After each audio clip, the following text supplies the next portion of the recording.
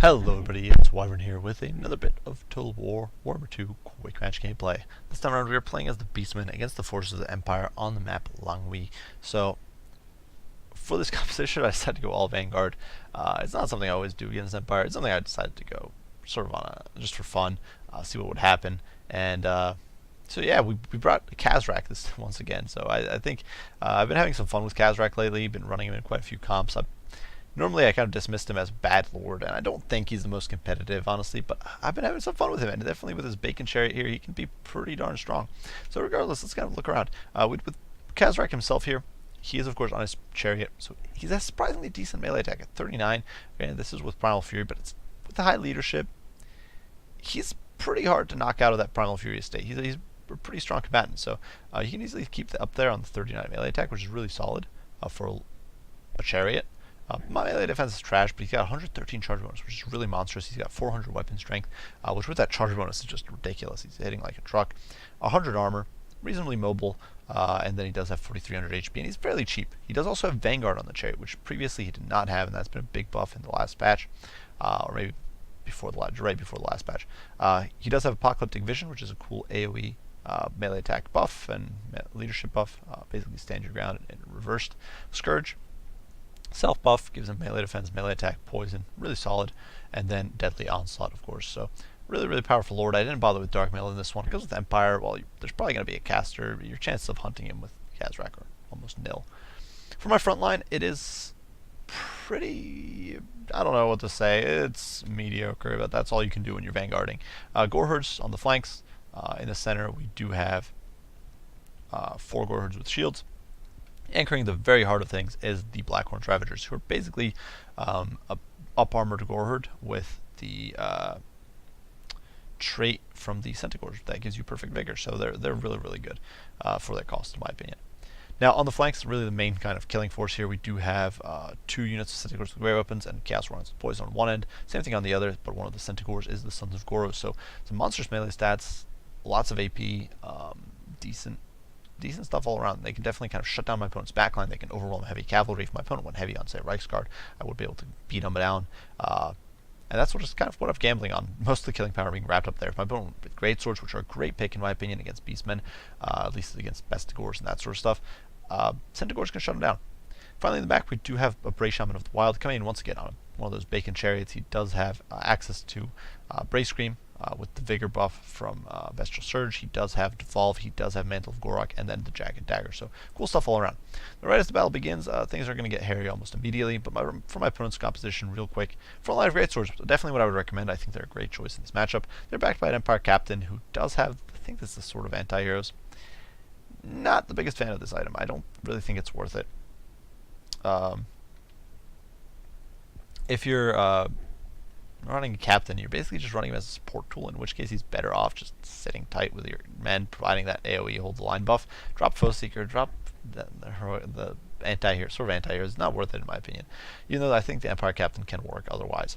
Up in the sky, my opponent does have Barfazar Gelt with Transmutation of Lead, Plague of Rust, and then Searing Doom. In this situation, all of these can be decent spells against Beastmen, though Searing Doom or Plague of Rust probably not that good against my current comp. Staff of Alons, of course, and Arcane Conduit providing monstrous winds of magic. Metal Shifting, good buff for the Greatsword front line. Some Flagellants on the flanks, 1 unit of handguns. Personally, not a big fan of handguns in this matchup. The main reason being that they're very squishy, very susceptible to getting flanked and stormed by, say, even a unit of Ungors. Some spears covering the very back, and then on one flank we do have the Demigryph Knights, and on the other flank Simpler's Reichsguard, which is already getting value here against the lightly armored, squishy Goreherd. Hammer of Witches, which I did forget, and there's also a Hammer of Witches and a Witch Hunter. I did forget about the Hammer of Witches, but as you can see, it's trying to reposition here to get some shots on my incoming Centigors, who are very angry, very mean looking, and definitely hoping to cause some bam. So regardless, lines are closing to meet. You can see my opponent getting a few nasty volleys in there with his handguns, with his cannons. The Goreherd, he's definitely getting disrupted, taking quite a beating, losing 17 models, so definitely not good stuff. And my opponent getting immediate recharge here. Reichsguard is just so strong against Beastmen. Even if you're well equipped with Beastmen, you're in for a beating. Now, we ran over your Kazrak. You can see piling through, going right after the handguns, getting hit by the Witch Hunter, hit by the handguns, getting hit by Accusation, but he is not stopping. This train ain't got no brakes, and he is hitting like an absolute beast. You can see 91 melee attack doing absolutely beastly damage there and just running amok. Now over here, Zinlers are getting snagged by those great weapons, getting dragged down into the pits here. They're getting chopped to death. There's one guy here just blocking my guys off, but you can see the Zinlers are getting pincered against the Gore Herd and kind of slaughtered. Now, granted, shortly they're going to get shut down, but you know, we're doing some damage. Now, my opponent here over here does seem to be casting Final Transmutation. Bit of a mistake. I wouldn't use this on a blob of infantry. This needed to be cast on Kazrak. Here in the front line, though, you can see a Devolve going down on the Greatsword's Overcast variant. I think Devolve's an amazing spell if you can get a little bit of a blob going. And then, having shut down the Hammer of Witches with the Centigors and more Warhounds, I'm actually going to disengage you. Now, my opponent, rather than trying to shut me down with the Centigors, is cycling around for rear charges, which I think is a little bit of a mistake. It means that my Centigors are basically doing whatever the heck they feel like. They're going to slaughter these Greatswords, they're going to rout them, break them. And once Empire troops break, that's really the big thing with Empire. Again, you're fighting against Beastmen. You cannot be bringing troops that will easily break. If you do that, or you can't let your troops break, once your troops break, it's over. If you're not able to hold the line overall, because Beastmen will pour through, they'll overwhelm you, they'll chase your troops down, your troops will never escape. Beastmen are one of the fastest factions in the game. The only faction that might be quick enough to escape them is like Skaven, really, because even Wood Elves just aren't that fast. So Beastmen are just ludicrous. Now, granted, here you can see the Greats are chasing, getting out of position, chasing after these Gore Herd, and that is just a disaster in the making. You can see I left these Gores here to tie down this flank, pulled out the Centigors, pulled out the Warhounds, and now you can see Kazrak charging these Greatswords. My opponent's entire line here buckled. Now, granted, this corner's holding, but it's just a Gore Herd with shields. And maybe some Gore Herd are there, but like they've slaughtered most of these Flagellants. Demigryph Knights wasting their efforts essentially. Demigryphs, I think, are a terrible choice in this matchup, and I'll discuss that at the end of the video, I think. But yeah, they use Fear. They are doing some damage here, but it's just not that useful. They need to be elsewhere, and you can see over here, the Greatswords are about to get run down by an angry Kazrak on his Bacon Cherry. You can see just throwing them, sending them flying. He does so much damage. He's up to 59 kills, 51 kills. Most of these against handguns. Greatswords are very valuable troops. And now in comes the Centigors from the flank, not the cleanest or best of charges by any means. And these Greatswords are going to completely fall apart. Fear, of course, coming in from Kazrak. The Greatswords, 52 miles, so it's a very solid unit here, getting absolutely massacred in the pits. And then all I have to do is leave a unit of Hounds on them to clean them up, and we're coming back into the fray. So in the meantime, over here, this unit of Centigors drop the handguns to Shattering Point, drop the Hammer of Witches to Shattering Point. Over here, rather than wasting my Centigors chasing after the Witch Hunter, I've simply engaged the Blackhorn Ravagers, tying him down. They'll waste their time long enough. Blackhorn Ravagers, like we discussed, they've got that perfect vigor. They've got really solid melee stats overall. They've got some better armor. Not really too important in that case, but you know, they try their little hearts out. Over here, despite my opponent's efforts to use sort of accusation, shut down my Brace Shaman to pull out his Demigryphs, he is actually exposing himself here to a flank charge. You can see the Sentinel Rights are actually going to break, and the Demigryph Knights are now trapped. You can see that over here they're losing decisively because they're just getting pincered. They're getting slaughtered by these angry Centigors. And it's going to be a disaster in the making. Balthazar comes in trying to help. Kazrak is in there. Deadly Onslaught. Apocalyptic Vision popped. Of course, Kazrak is just such a brutal melee fighter with all these buffs going. My opponent trying to get troops in, but we hit him with an Overcast Devolve, which is just going to melt this clump. Very, very brutal stuff going down. The Brace Shaman up to 62 kills. And here in the back, you can see some Gore Herd kind of rallying. My infantry hasn't done too much this game. They basically just died. But they're getting pulled back in as my opponent's army just shatters, leaving some tattered units of Flagellants to be around when my opponent finally decides to GG out. So, a game essentially won by the cavalry. There was some contribution from the infantry, sure, but I don't think it was really the game changer. They were mostly just held. They were an anvil for the main hammer of the heavy cav. Or as far as Beastmen are concerned, heavy cav. Quickly going over the build, you can see Kazrak and the Brace Shaman definitely raking in the kills. 63 and 76, definitely not bad, not pushover level. They were doing good. The Brace Shaman, of course, helping himself with magic a good bit, but you know, that's not bad. Yeah, you can see the Blackhorn Ravagers doing a good job. Now that front line buckled rather quickly, and the big thing when you're dealing with Beastmen is that you need to have. The big thing with Beastmen is you need to be winning. That's sort of an odd way to put it. It sounds kind of perhaps a little stupid. It's like, of course you need to be winning. That's the point of the game. You want to be winning. But against Beastmen, if you start losing, you're screwed. Beastmen are a very shock-heavy faction. If they can break you, if they can break you on the charge or the damage enough on the charge, they will win out slowly but surely. And then once you break, they run you down. They're fast enough. So if you don't have reserves, Empire can field reserves. They can make it work. If you don't have troops that will hold the line to the bitter end, or enough troops that will hold the line to the bitter end, if you don't have the tools to rally your front line then if you don't have, then you better have tools to make your front line hold to the bitter end. Um, because otherwise you break and you die. And that was very visible in this game, where great swords that were often in the 30s, 40s for the HP were getting slaughtered. And that's why if you're Empire, you should honestly bring a good chunk of Reichsguard to back your front line up, or some Free Company militia to cover that back, cover that periphery, deny your opponent those opportunities to get flank charges like that in there.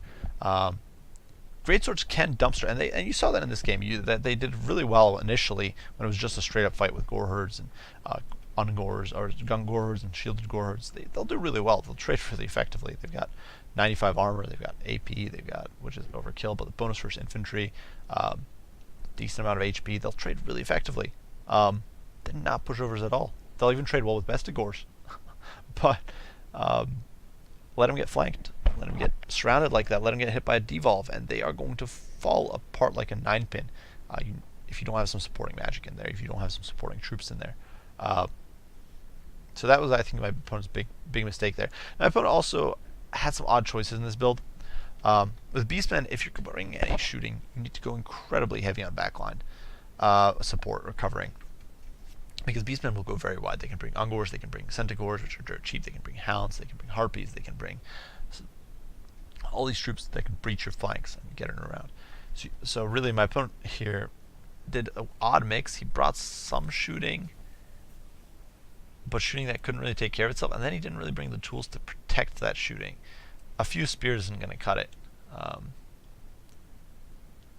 Another odd, if that's why I like Free Company, and a lot of others like Free Company in this matchup. It's good enough for most of the monsters units except Gorbals. But had I brought a Gorbal, my opponent did have Balthazar Gelt, who can solve that issue by just nuking your Gorbals armor by 60. So Free Company can be a decent choice in this matchup. If you're worried about our Cygors, just bring Reichsguard, honestly. You might be a little worried about Centigors throwing axes, which I think are the biggest problem, but Free Company can deal with those. So that's really, I think Free Company is the way to go. Back in with a few spearmen, and you're basically set. The second issue, and you can see they got 102 kills here, but most of those were against useless units like Gores, like units I didn't care about losing. Demigryph Knights, in my opinion, a terrible choice. They're pretty bad choice in just about any matchup, to be honest. I can't really think of a single matchup where I would bring Demigryphs. Like, you could certainly make them work, don't get me wrong, but I can't think of any reason why I would actually if I was going for an efficient build, for a winning build, where I would bring Demigryphs. Ever. Not even against Dwarves. Dwarves, which might be the faction where you might think they'd be the best, they are so susceptible to losing models to cannons that I think they're a terrible pick against Dwarves, actually, and I think you're better off just bring normal heavy cav like Reichsguard against Dwarves, honestly, than Demigryph Knights. Yeah, Demigryph Knights just aren't that good. They don't really, if against Beastmen especially, you don't really need it. If you need to deal with Bestigors, bring friggin' Greatswords. They'll trade so well that it doesn't, especially if you give them some magical support, they will trade so well for their cost that your cavalry is just a support tool there. Your cavalry needs to be able to protect your Greatswords from getting flanked. So going wide with, say, 3 or 4 Reichsguard. And my opponent had about 3 or 4. Honestly, my opponent had, say, a front line of some great swords, ditch some of the heroes here, bring it just a caster. You can just bring Balthazar, bring like Boris and a caster on the side, bring a handful of Free Company, bring like 3 or 4 Reichsguard, and you could have a great line, honestly. The great swords will take on anything Beastmen put at you from the front. Free Company can deal with Minotaurs. Reichsguard will deal with Centigors, especially if they're given some magical support. As long as you're good with your magic support, you're basically set from all sides. Regardless, good game to my opponent. I do hope you guys enjoyed the video. I do hope you found it entertaining. If you did, be sure to leave a like and subscribe below if you have not already. If you have any comments, any criticisms, any questions, anything like that, please do share them, and I will respond as soon as I'm able. As usual, guys, I do very much appreciate you all for watching, and I will see you all in the next one. Bye for now.